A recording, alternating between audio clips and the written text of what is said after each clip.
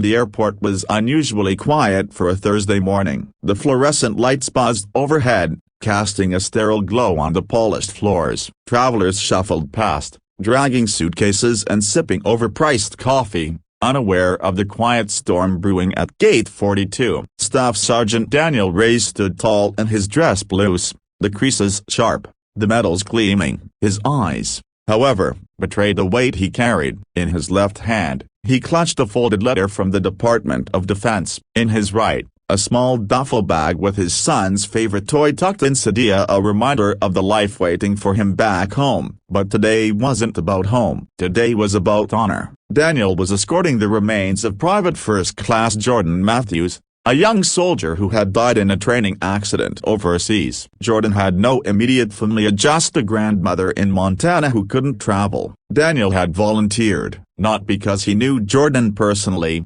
but because he understood what it meant to be forgotten. He'd seen too many young men buried without ceremony, without dignity. Not this time. He approached the gate agent, a woman in her early 30s with a headset and a clipboard. Her name tag read Megan. She glanced up, distracted. "Ticket and ID, please," she said, barely looking at him. "I'm Staff Sergeant Reyes. I'm escorting a fallen soldier. I need to board early to ensure the casket is properly handled." Megan blinked, then frowned. "I'm sorry, but you're not listed for pre-boarding. You'll have to wait until your group is called." Daniel's jaw tightened. "Ma'am, I'm not asking for a favor. This is protocol. Military escorts board early to coordinate with the crew." She taped her tablet. "I don't see any special instructions here. If you don't have a priority boarding pass, I can't let you through." Passengers began to glance over. Daniel felt the heat rise in his chest, and not anger,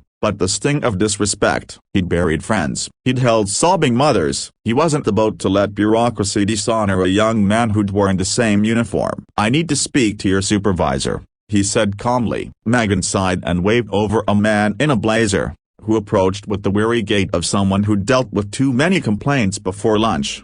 "What's the issue?"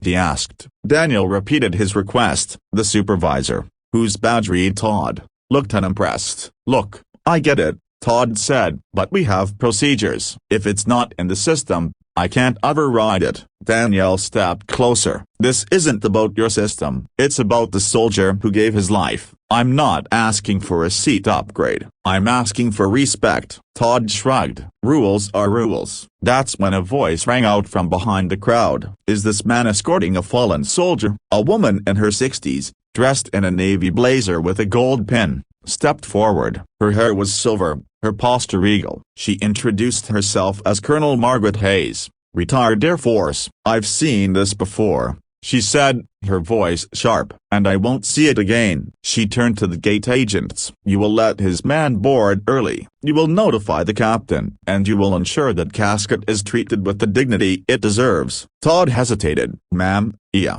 Do you want me to call the Pentagon?"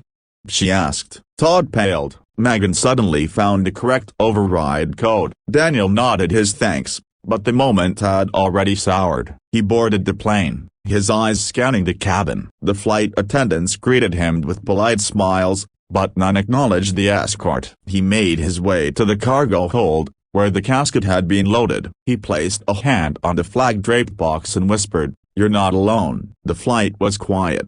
Daniel sat near the rear, away from the chatter. He thought of his daughter, Sophia, waiting at home with her grandmother. He thought of Jordan's grandmother, who would meet them at the small airport in Billings. He thought of the silence that follows a folded flag. When the plane landed, Daniel stood. A flight attendant approached. "Sir, the captain would like to speak with you." He followed her to the cockpit, where the captain, a tall man with grey temples, extended his hand. "I'm sorry for the confusion earlier," the captain said. "We weren't notified, but I've arranged for a moment of silence during deplaning, and the honor guard is waiting." Daniel nodded, grateful. "Thank you." As passengers disembarked, the captain made an announcement. "Ladies and gentlemen, we ask that you remain seated for a moment of silence as Staff Sergeant Reyes escorts the remains of Private First Class Jordan Matthews."